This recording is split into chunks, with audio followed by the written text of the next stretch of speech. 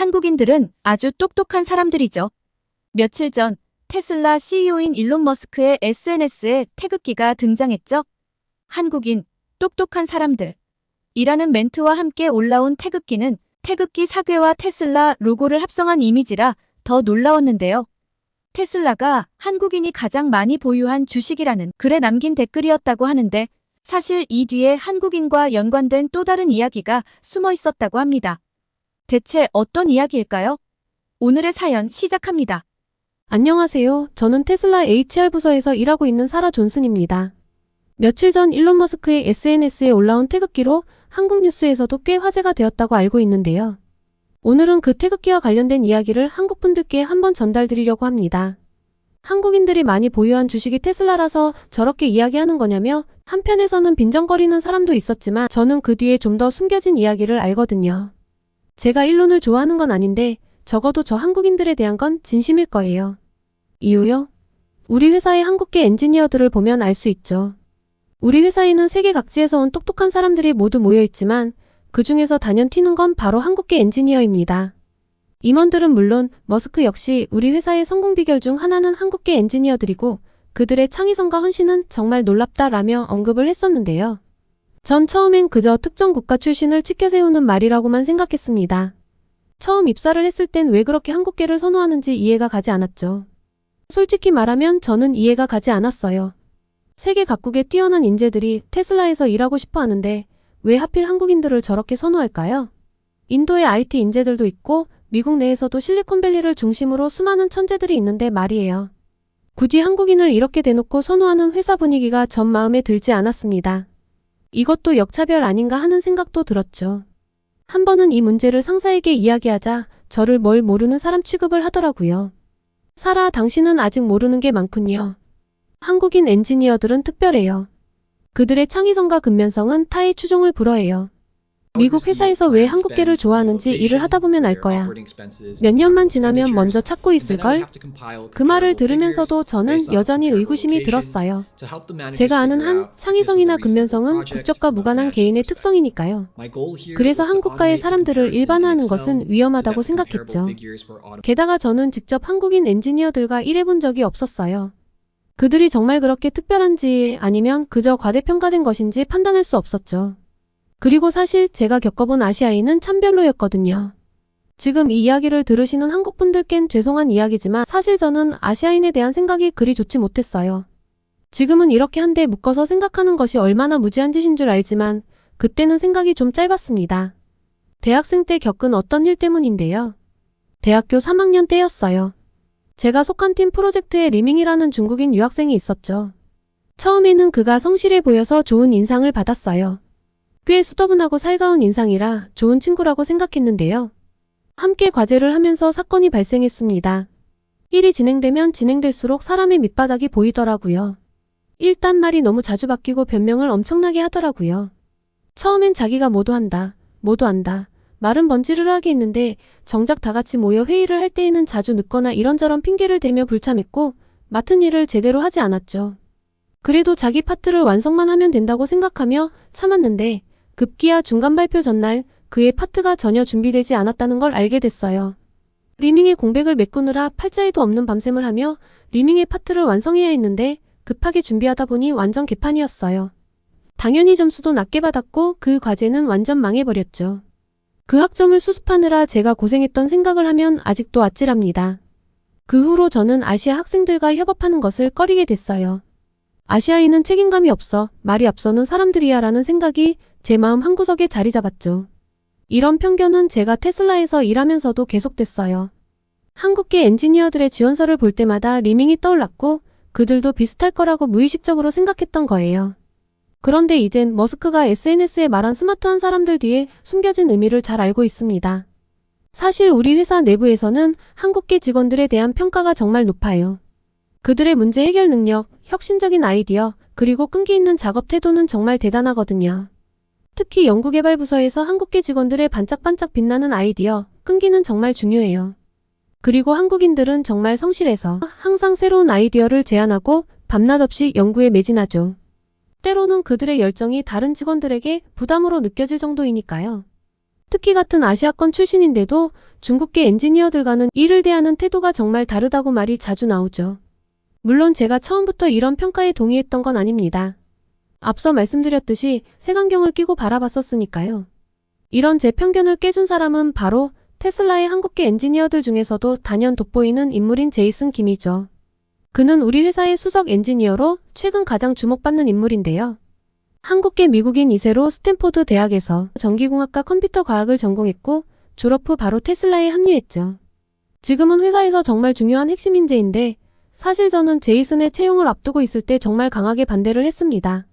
그의 학력과 경력은 인상적이지만 우리에겐 이미 충분한 아시아계 엔지니어들이 있어요. 다양성을 위해 다른 배경의 지원자를 고려해봐야 하지 않을까요? 제가 채용 회의에서 말했죠. 하지만 이런 제 의견은 가뿐하게 무시당했어요. 그냥 제이슨의 채용을 밀어붙이더라고요. 저는 그때 꽤 언짢았답니다. 또 한국인이구나 라는 생각, 그리고 그와 비슷한 경력 또는 더 좋은 경력의 사람들이 많이 이력서를 냈는데 왜 하필 저 사람이지? 란 생각이 들었거든요. 그런데 처음엔 평범한 주니어 엔지니어였던 제이슨은 보란듯이 제 편견을 다 깨부수더라고요. 사실 입사하고 얼마 되지 않으면서부터 두각을 나타냈는데 실력보다 더 대단한 점이 있었어요. 바로 그의 태도였죠. 제이슨이 입사한 지 한 달쯤 지났을 때 배터리의 효율성과 관련해서 굉장히 주목할 만한 성과를 냈더라고요. 다들 감탄해서 제이슨, 어떻게 이런 아이디어를 생각해냈어요? 라고 치켜세우는데 제이슨은 겸손하게 대답했어요. 팀원들과 브레인스토밍하는 과정에서 나온 아이디어예요. 저 혼자만의 공이 아닙니다. 자기가 하지 않은 일도 했다고 우겨대는 자기 과시에 미친 사람들 속에서 제이슨의 모습은 정말 놀라웠습니다.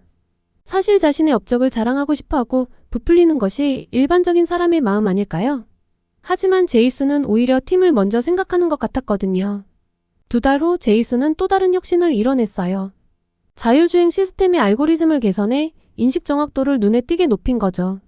이번에는 일론 머스크가 직접 그를 칭찬했다고 해요. 그랬는데 제이슨은 변함없는 태도였습니다. 들뜨지도 않고 그냥 하던 걸 무덤덤하게 할 뿐이었어요. 게다가 몹시 성실했죠. 함께 일했던 팀원의 말로는 팀장보다 더 팀장 같았다고 해요. 자기가 어려워하는 걸 밤늦게까지 같이 남아서 도와줬다고 하거든요. 거기에 대해서 미안해하니 제이슨은 조금 도와준 걸 가지고요 뭐. 팀원이 힘들어하는데 도울 수 있어 다행이죠. 라며 웃고 넘어갔대요. 세상에 지금까지 본 많은 사람들 중 가장 겸손한 사람이었어요. 그 순간 저는 제 편견이 얼마나 어리석었는지 깨달았어요. 제이슨은 단순히 뛰어난 엔지니어일 뿐만 아니라 훌륭한 팀 플레이어였던 거죠. 이후로 저는 제이슨과 다른 한국인 엔지니어들을 새로운 시각으로 바라보기 시작했어요. 그들의 창의성, 근면성, 그리고 팀워크 정신이 테슬라에 얼마나 큰 기여를 하고 있는지 인정하지 않을 수 없었죠. 그간 제가 가지고 있던 편견이 얼마나 부끄러웠는지 몰라요. 물론 이런 사람들의 인정에 제이슨은 압도적인 결과로 이야기를 했습니다. 최근 테슬라에서 가장 반응이 좋았던 모델에도 제이슨의 아이디어가 대거 반영되었는데 그 아이디어와 노력은 판매량으로 증명이 됐죠. 또 차량에 대한 아이디어 말고도 생산 공정 개선에도 큰 기여를 했습니다. 효율적이지 않는 것을 굉장히 싫어하는 성격이라 그런지 공정상에도 비효율적인 프로세스를 귀신같이 잡아내더라고요. 덕분에 생산 효율이 20% 향상되었다고 해요. 이는 곧 생산 비용 절감으로 이어져 우리 회사의 수익성 개선에 큰 도움이 되었죠. 모두가 제이슨의 혁신성은 어디서 올까? 하고 궁금해했는데 저희끼리 나름 답을 찾았습니다. 제이슨의 이런 혁신적인 아이디어들은 그의 문화적 배경과 무관하지 않다고 봐요. 한국의 빨리빨리 문화요. 효율성을 추구하는 한국의 문화가 그의 밑바탕이니 이 밑바탕과 미국의 창의적인 사고방식이 만나며 만들어낸 최고의 결과 아닐까요? 실제로 제이슨은 항상 어떻게 하면 더 빠르고 더 효율적으로 만들 수 있을까를 고민한다고 해요. 그러다 보니 제이슨의 성과는 회사 내부에서도 큰 주목을 받고 있어요. 얼마 전 있었던 분기 보고회에서 일론 머스크가 직접 제이슨의 이름을 언급하며 그의 공헌을 치하했다고 해요. 이례적인 일이었죠. 이런 제이슨의 활약 덕분에 테슬라 내 한국계 엔지니어들의 위상도 함께 높아지고 있어요. 많은 부서에서 한국계 엔지니어들을 영입하려 노력하고 있고 그들의 의견을 더 귀담아 듣고 있죠. HR 부서에서도 한국계 인재 영입에 더 많은 관심을 기울이고 있어요. 가장 똑똑하면서 성실하고 주인의식을 가진 사람들을 찾기란 쉽지 않은데 한국계 엔지니어를 뽑으면 성공 확률이 몹시 높다는 건 테슬라 내부에서뿐만 아니라 미국 기업에서 인사 담당 업무를 하는 사람들 대부분이 공공연히 하는 이야기입니다. 문제가 있다면 워낙 뛰어난 사람이다 보니 관심을 한몸에 받는데 이런 관심이 항상 긍정적인 것만은 아니란 거예요. 얼마 전 정말 믿기 힘든 일이 일어나기도 했으니까요. 우리 회사의 중국계 엔지니어 중 한 명이 제이슨의 연구 자료를 빼내려고 시도한 일이 있었거든요. 다행히 보안팀이 재빨리 알아차려서 큰 문제는 없었지만 이 사건은 회사 전체에 충격을 주었죠. 이 사건 이후 회사 전체가 발칵 뒤집혀서 모든 직원들의 출입 기록과 네트워크 접속 이력을 전수조사했고 보안 시스템도 대폭 강화됐죠. 특히 핵심 기술 관련 부서는 2중, 3중의 보안 장치를 갖추게 됐어요. 제가 HR 부서에 있다 보니 이 일을 자세히 알게 되었는데 정말 아찔한 순간이었어요. 내심 이런 일들로 멘탈이 흔들리거나 트라우마가 생기면 어쩌지 했는데 제이슨은 이 일에 대해 전혀 흔들리지 않았어요. 오히려 팀원들을 격려하며 더 열심히 연구에 매진했죠. 제이슨의 이런 태도에 정말 많은 사람들이 감동을 받았습니다. 휴가라도 좀 쓰고 쉬고 오라는 말도 있었는데 할 일이 많다며 휴가도 가지 않더라고요. 그만큼 회사에서는 아끼는 인재인데 소문이 여기저기로 퍼지다 보니 다른 회사에서도 탐내는 인재이기도 했나 봅니다. 최근엔 독일의 유명 자동차 회사에서 제이슨에게 스카우트 제의를 해왔다는 소식이 들려왔거든요. 연봉을 파격적으로 인상해줄 것을 이야기하며 직급은 최고 기술 책임자 자리를 보장했다고 해요. 누가 들어도 정말 엄청난 조건이라 회사 내에서는 제이슨이 떠날지도 모른다는 소문이 파다했어요. 모두가 그가 떠날까봐 걱정됐죠. 하지만 제이슨의 결정은 우리 모두를 놀라게 했어요. 제이슨이 가지 않기로 한 거예요. 지금 맡은 일을 중간에 버리고 가는 건 도의에 어긋납니다. 테슬라와 함께 시작한 프로젝트를 끝까지 완수하고 싶습니다. 이 소식이 퍼지자 회사 전체가 떠들썩했어요. 동료들은 제이슨의 결정에 감탄했고 어떻게 이런 사고방식을 가질 수 있는지. 한동안 어딜 가나 이 이야기로 회사가 떠들썩했습니다. 그 정도 실력이면 언제든 자기가 원할 때 원하는 곳을 갈 수 있으니 그렇지. 라고 생각할 수도 있지만 눈앞에서 좋은 오퍼가 들어왔는데 거절한다는 건 보통 일이 아니잖아요. 자기가 담당한 업무 팀에 대한 책임감이 없다면 불가능한 일이었죠. 철새처럼 옮겨다니는 사람들 틈에서 제이슨은 너무나 빛이 나는 사람이었습니다. 제이슨에 비해 개인주의적인 면모가 강한 테슬라의 다른 직원들에게도 제이슨의 이런 태도가 큰 영향을 미쳤던 것 같습니다. 회사에 대한 충성심과 프로젝트에 대한 책임감이 전반적으로 높아졌죠. 특히 한국계 직원들 사이에서는 제이슨을 롤모델로 삼는 분위기가 형성됐어요. 이런 일련의 사건들을 지켜보면서 저는 한국계 직원들의 특별한 점을 발견하게 됐어요. 먼저 그들의 업무 능력은 정말 놀라워요. 제이슨뿐만 아니라 다른 한국계 엔지니어들도 항상 혁신적인 아이디어를 내놓고 불가능해 보이는 문제들을 해결해내죠. 힘든 일을 마다한다거나 하지 않고 필요하다면 며칠 밤을 새가면서 문제가 해결될 때까지 매달리는 집중력은 타의 추종을 불허합니다. 그리고 결국 해내죠. 하지만 더 인상 깊었던 건 그들의 태도예요. 한국계 직원들은 항상 겸손하고 성실해요. 아무리 큰 성과를 내도 자만하지 않고 오히려 더 열심히 일하는 모습을 보여주니까요. 제이슨이 스카우트 제의를 거절한 일은 그저 빙산의 일각일 뿐이에요. 또 다른 예로 지난달 있었던 일을 들려드릴게요. 우리 회사가 중요한 프로젝트 마감일을 앞두고 있었는데 갑자기 핵심 설비에 문제가 생겼어요. 모두가 당황해할 때 한국계 엔지니어 팀이 자발적으로 나서서 문제 해결에 나섰죠. 그들은 3일 동안 거의 쉬지 않고 일했고 결국 기한 내에 프로젝트를 완성할 수 있었어요. 아마 한국 직원들이 없었으면 제대로 안 돌아갔을 것이라 확신합니다. 저를 비롯한 인사팀의 모든 직원들은 한국계 직원들의 특별한 점을 이렇게 이야기합니다. 그들은 단순히 똑똑한 것이 아니라 끈기와 책임감 그리고 팀워크 정신까지 갖추고 있다고요. 그리고 이런 특성들이 테슬라의 기업 문화에 긍정적인 영향을 미치고 있죠. 참 이상하게도 한국계 직원들과 함께 일하는 팀들의 성과가 눈에 띄게 향상되었거든요. 똑같은 사람인데 한국인들과 붙어서 일하면 업무 성과가 크게 좋아지고 팀 전체의 분위기도 협력적으로 변하죠. 당연히 회사 입장에서 선호를 할 수밖에 없지 않겠어요? 우수한 인재를 영입하는 것도 중요하지만 그들이 회사의 문화와 가치관을 높이는 데 기여한다면 그 가치는 배가 되니까요. 그래서 내부에서는 한국계 엔지니어들의 장점을 회사 전체로 확산시키고 더 많은 우수한 한국계 인재를 영입하기 위한 노력을 많이 기울이고 있습니다. 먼저 우리는 채용 과정을 개선했어요. 기술적 능력뿐만 아니라 팀워크, 책임감, 윤리의식 등을 평가하는 항목을 추가했죠. 이는 제이슨과 같은 뛰어난 인재를 발굴하는 데 도움이 될 거예요. 또한 한국의 주요 대학들의 우수한 졸업생들을 직접 영입하기 위해 최선을 다하고 있습니다. 또 회사 내부적으로는 멘토링 프로그램을 새롭게 구축했어요. 제이슨을 비롯한 시니어 한국계 엔지니어들이 주니어 직원들을 지도하는 시스템이죠. 이를 통해 한국계 직원들의 우수한 업무 방식과 태도가 자연스럽게 전파되길 기대하고 있어요. 조금씩 시도한 이런 변화들은 이미 긍정적인 결과를 보여주고 있습니다. 최근 채용된 직원들의 업무 만족도가 높아졌고 팀 간 협업도 더욱 원활해졌죠. 특히 한국계 지원자들의 수가 크게 늘어난 것이 눈에 띄어요. 사실 전 세계 각지에서 온 뛰어난 인재들을 많이 봤어요. 하지만 한국계 직원들만큼 겸손하면서도 능력 있는 사람들은 드물었죠.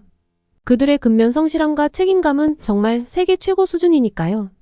저도 테슬라 직원이지만 사실 회사에 큰 애정이 없는데 이 한국인들의 태도에서 저도 모르는 애사심이 생길 정도이면 말 다했죠. 이런 한국 직원들을 보며 제가 일하는 방식, 또 삶을 대하는 태도, 열정, 집중력까지 많은 것들을 배우고 있는 요즘입니다. 그래서 요새 한류 열풍으로 미국이 들썩들썩하는데 한류의 진짜 핵심은 알고 보면 인재가 아닐까 합니다. 테슬라 안에서는 한국인 자체가 한류니까요. 오늘 이렇게 메일을 보내고 말로 다 설명할 수 없는 특별한 DNA를 가진 한국분들께 인사를 드릴 수 있어 정말 영광이었어요. 모두 건강한 여름 보내세요. 더 이상 미국에서 살 이유가 없네. 한국이 결국 정답이야. 여러분들은 최근에 병원에 다녀와 보신 적이 있으신가요? 한국인이라면 누구나 편하게 가는 병원이지만 미국에서는 병원비나 약값이 부담스럽다는 이야기 많이 들어보셨죠? 오늘 사연의 주인공 역시도 병원 때문에 미국에서의 생활이 힘들었다고 합니다. 결국 정답을 한국에서 찾았다고 이야기하는데요. 대체 무슨 일일까요? 두 번째 사연 시작합니다. 안녕하세요. 저는 미국 캘리포니아 출신의 샬롯이라고 합니다.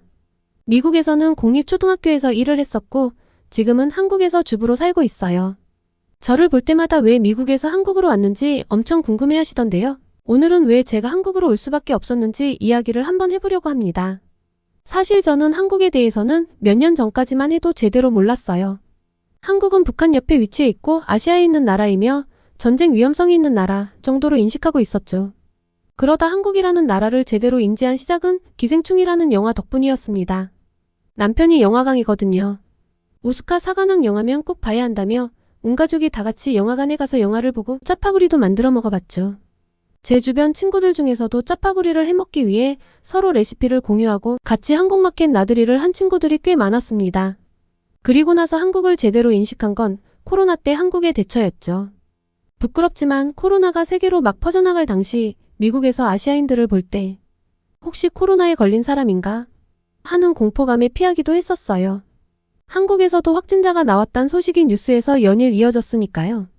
그런데 코로나가 미국에서도 퍼지기 시작하며 이야기는 달라졌죠. 남의 나라 일인 것처럼 코로나 바이러스의 상황을 구경하거나 바이러스로 어려움을 겪는 나라에서 온 사람들에 대해 혐오감을 드러냈던 미국인들이 자기들 주변으로 다가온 코로나의 두려움에 잠기기 시작하며 이상한 군중 심리를 보였습니다.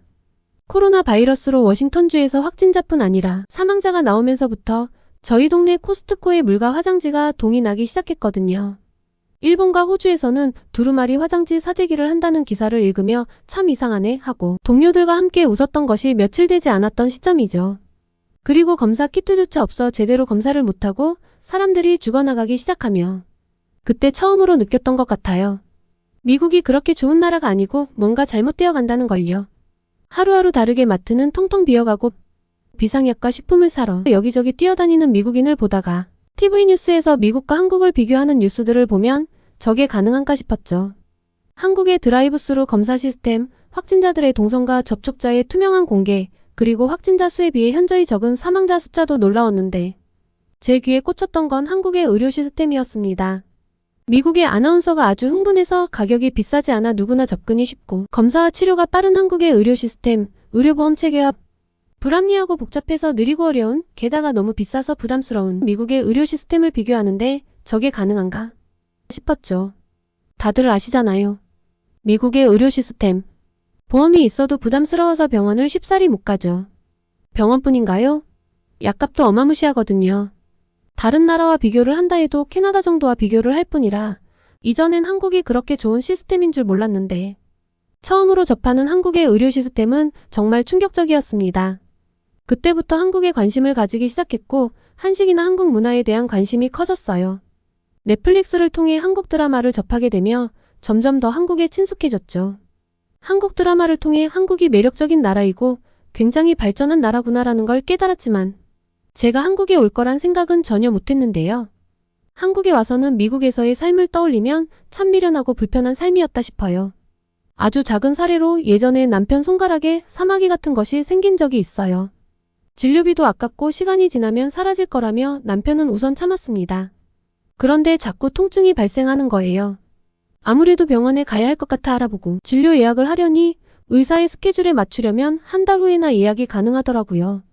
너무 오래 걸리는 터라 당길 수 없냐고 이야기를 하니 다른 동네에 있는 병원으로 다시 예약을 하겠냐는 거예요.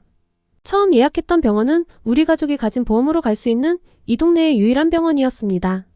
옆 도시까지 가고 싶지 않아서 다음에 다시 예약하겠다며 전화를 끊었죠. 보험이 있는데도 병원을 아무데나 갈 수 없는 이유는 회사를 다니면 보험료를 지원해 주는데요.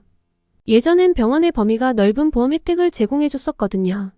그런데 매년 보험료가 오르다 보니 회사에서 지불하는 금액을 줄이고 직원들의 불평은 피하기 위해 여러 가지 보험 중 선택하도록 제도를 바꾸었습니다. 그러니 저희는 진료받기 조금 불편해도 개인이 지불해야 하는 비용이 저렴한 보험으로 바꿀 수밖에 없었고요. 하지만 보험에 가입된 이들보다 보험 혜택으로부터 소외된 이들이 더 많은 미국에서 보험 혜택을 받으며 살 수 있다는 것에 감사하며 살아갔죠. 남편은 통증을 더 참아보겠다고 했어요. 그런데 어느 날 출근 준비를 하던 남편이 아주 기분 좋게 제게 이야기했습니다. 한 달 넘게 신경 쓰이던 사마귀가 사라졌다고요. 병원에 안 가길 잘했어. 알아서 떨어져 나가서 진료비가 굳었네. 하며 기분 좋은 하루를 시작했었는데요. 이게 바로 미국의 일반적인 사람들의 삶입니다. 좀 참아보고 알아서 나을 때까지 기다리며 사둔 약이 있다면 우선 자가치료를 해보는 거죠. 한국이었으면 그냥 어떤 병원을 갈 것인가 검색해서 피부과에 가서 금방 진료를 받고 저렴하게 치료를 받을 텐데 말입니다. 그래도 몰랐으니까 모르는 대로 살아갔던 삶이었습니다. 그런데 미국 생활에 심하게 회의감이 드는 사건이 생겼어요. 시아버님에게 문제가 발생했거든요. 아버님께서 초점이 잘 안 맞는다고 좀 찌그러져 보이는 것 같기도 하고 이상하게 사물들이 흐릿하게 보인다고 하셨어요. 시력이 많이 안 좋아지셨나? 하는 생각에 안경을 바꾸러 가자고 말씀드렸는데 아버님께서 한사코 거부하셨습니다. 너무 속상했어요. 물론 아버님의 마음은 압니다. 저희 아버님 같은 경우는 안과보험이 없으시거든요. 안과에서 하는 시력 검사가 아닌 코스트코에서 하는 시력 검사만 해도 150불, 그러니까 20만 원 정도인데 안경도 비쌉니다. 렌즈까지 하면 아무리 싸도 60만 원에서 100만 원은 들어요. 저희에게 부담을 주고 싶지 않으셨겠죠. 그래서 구글에서 열심히 검색해보니 요새는 온라인으로 안경도 판매하더라고요.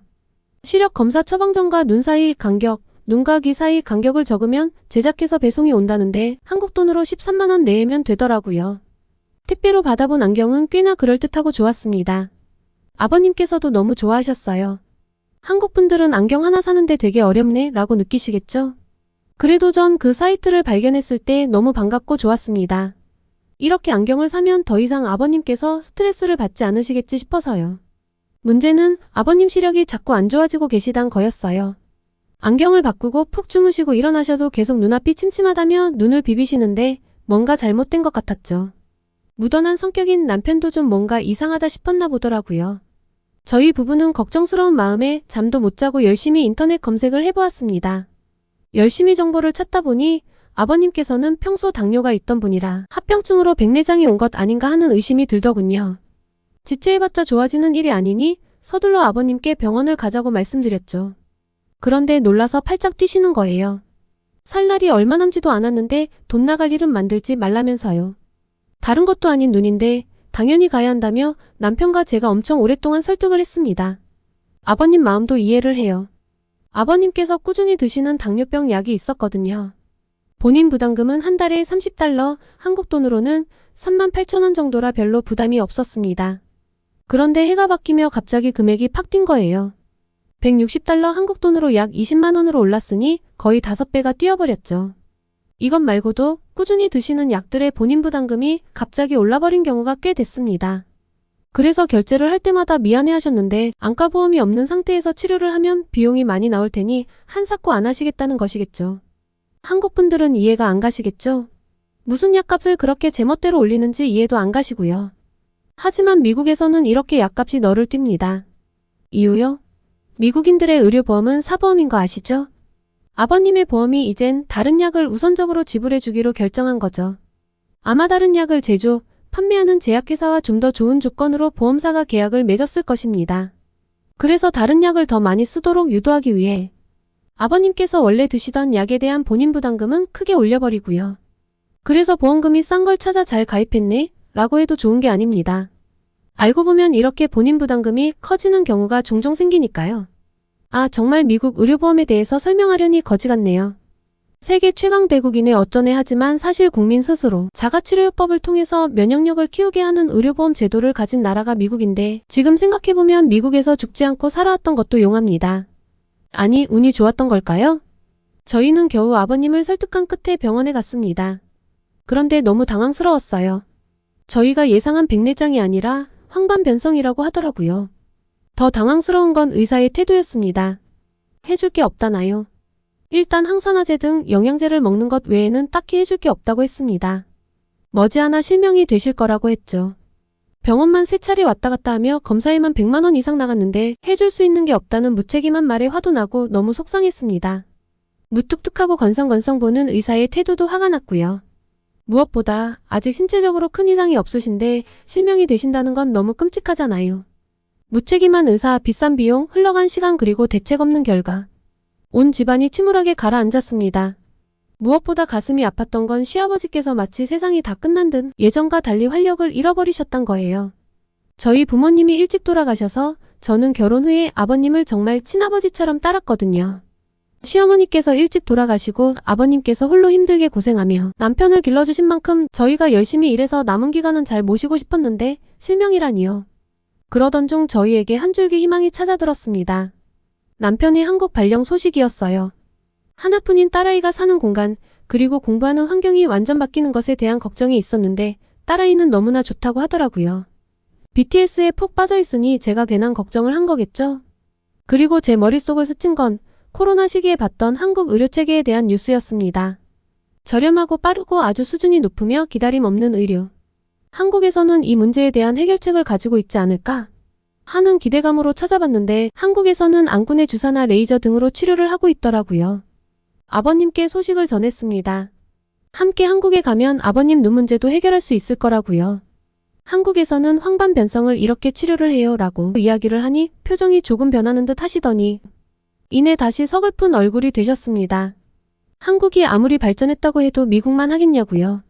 미국에서도 전문의가 보고 이미 치료를 못하는 상태라고 했는데 달라질 것 같지 않다고 하셨죠. 나는 나이도 있고 어차피 이제 살 만큼 살았으니 괜찮다며. 너희들만 잘 살면 된다고 본인까지 한국에 갈 필요가 있겠냐고요. 아무래도 연세가 있으셔서 그런지 한국 의료나 한국의 수준을 잘 모르셔서 그러신 것 같아 저와 남편이 엄청나게 설득을 했습니다. 한 달 가까이 설득을 한 끝에 아버님의 마음이 바뀌었죠. 저희 부부와 딸아이, 아버님까지 네 식구가 한국으로 도착하던 날이 아직도 정말 생생해요. 정말 두근대는 마음으로 도착한 한국은 입이 떡 벌어지게 만들더라고요. 저희 부부는 코로나 이후 한국 컨텐츠들을 많이 접해서 한국은 역시 이 정도구나 라는 생각이었는데 아버님은 얼떨떨해 하셨습니다. 내가 알고 있는 한국이 아닌데 와우 정말 놀랍구나 라며 눈이 휘둥그레해지시는 모습을 보니 제가 한국인도 아닌데 괜히 뿌듯하더라니까요. 그렇게 시작한 한국 생활은 제 기대 이상이었습니다. 무엇보다 제일 인상적인 건 대만 냄새가 나지 않고 아이를 기르기 정말 좋은 환경이더라고요. 대중교통이 잘 되어 있어 학생들이 편하고 안전하게 다니는 모습, 그리고 학원이 끝나고 밤 10시 넘어서 다니는 모습을 보고 사실 처음에 기절할 뻔했거든요. 아이들을 이렇게 막 풀어놓고 기르는 건가, 한국 정말 괜찮은 건가 하면서요. 물론 지금은 완벽히 적응했답니다. 그리고 아버님도 빠르게 병원에 모셔갔죠. 한국에 와서 짐 정리를 다 하기도 전에 찾아갔는데요. 아버님이 어떻게 되셨을까 다들 궁금하시겠죠? 결과부터 말씀드리면 하루빨리 한국에 왔었어야 합니다. 전문의를 만나는데 오래 걸리지 않아 빠르게 의사를 볼 수 있었다는 것도 신기했는데 황반변성은 맞는데 주사치료로 관리를 할 수 있다고 하시더라고요. 습성황 반변성이고 신생혈관 생성억제 약물을 주사하면 실명을 막을 수 있다고요. 미국에서는 왜 그렇게 이야기를 못해줬을까 여쭤보니 한국 의사분께서 좀 작은 병원이어서 검사 장비가 좋지 않아 제대로 못 봤을 것 같다고 하는데 너무 부끄러웠습니다. 진료가 아주 친절하고 빨랐는데 비용도 미국에 비해 비싸지도 않았고요. 남편이 알아본 바로는 저희는 외국인이라 6개월 이상 치료를 해야 건강보험에 가입할 수 있다고 했는데 우선 저희는 아버님이 급했거든요. 실명 위기라는데 우선 빨리 진료를 받자라는 생각으로 가서 비용은 사실 각오를 하고 있었는데 미국이었으면 최소 500에서 1000만 원 정도를 불렀을 법한 각종 검사와 치료, 진통제 등까지 해서 120만 원 수준이더라고요. 게다가 그 빠른 일처리라니. 처음 병원에 갔을 때 당일 진료에 당일 검사를 하고 검사 결과가 그 자리에서 나오는 걸 보고 믿기지 않았습니다. 아버님은 결과를 이렇게 빨리 듣다니 미국은 한 달은 기다려야 할 텐데 라며 감탄하셨고요. 미국에서는 다 낫거나 죽어야 병원에 간다며 서글픈 농담을 하곤 하는데 한국인들은 아마 죽어도 이런 농담은 이해하지 못하겠구나 싶었어요. 그렇게 시작된 치료는 정말 마음에 들었습니다. 사실 눈에 주사를 놓는다는 건 듣도 보도 못한 일이고 괜찮을까 싶었는데 한국을 믿고 시작했던 치료였거든요. 치료를 한 지 6개월이 되어가는 지금 저희 아버님은 시력을 잘 유지하며 시력 관리를 성공적으로 하고 계십니다. 의료진이 어찌나 친절하고 살가운지 사실 치료받으러 가는 길이 어쨌든 병원이고 마취를 한다 한들 통증도 뒤따라 썩 유쾌하시진 않을 텐데 아버님께서는 실력이 좋은데 이렇게 친절하기까지 하다니 넘버원이라며 항상 감탄하시죠. 그리고 아이를 위해서도 한국으로 오기 잘했다 싶어요. 앞서 말했듯 안전한 환경도 그렇고 학교 급식도 정말 영양가 있고 균형 잡히게 나오더라고요. 미국에서는 제가 건강식으로 챙겨 먹이려고 했었는데 영 쉽지 않았거든요. 미국 급식은 염분도 높고 고칼로리 음식이라 영양 밸런스가 전혀 맞지 않는데 자극적인 걸 먹고 집에 오니 집밥은 영 싫어했었습니다. 살도 찌고 피부도 안 좋아져서 맨날 스트레스 받는다며 짜증이란 짜증을 다 내고 다녔는데 한국에 와서 한국 음식을 주로 먹으니 저절로 다이어트도 되고 피부도 좋아지더라고요. 요새 미국에서 불고 있는 K푸드 광풍이 학교 급식에도 진출을 좀 해줘야 하지 않을까 싶은 생각입니다. 미국 국가 차원에서 좀 해줘야 할 텐데 주마다 교육 예산이 다르고 음식 납품업자들의 로비도 있으니 쉽지 않겠죠? 그러고 보면 한국은 참 좋은 나라예요. 의료보험 체계는 세계 어떤 나라와 비교해도 압승인데 건강한 식문화까지 있다니 말이죠. 게다가 아주 안전하고 행정은 빠르고 정확하죠. 사실 제 직업을 포기한 것만 빼면 전 정말 한국 생활에 몹시 만족해하고 있어요. 아이가 한국에서 어느 정도 적응하면 한국에서 영어를 가르쳐볼 생각입니다. 앞으로 한국 생활에 적응하면서 또 새로운 소식이 있으면 다시 메일을 보낼게요. 오늘은 테슬라를 사로잡은 유능한 한국계 미국인 엔지니어의 이야기, 그리고 미국의 답답한 의료 체계에 절망했다가 한국에서 희망을 찾은 미국 가족의 이야기였는데요. 오늘의 이야기 어떠셨나요?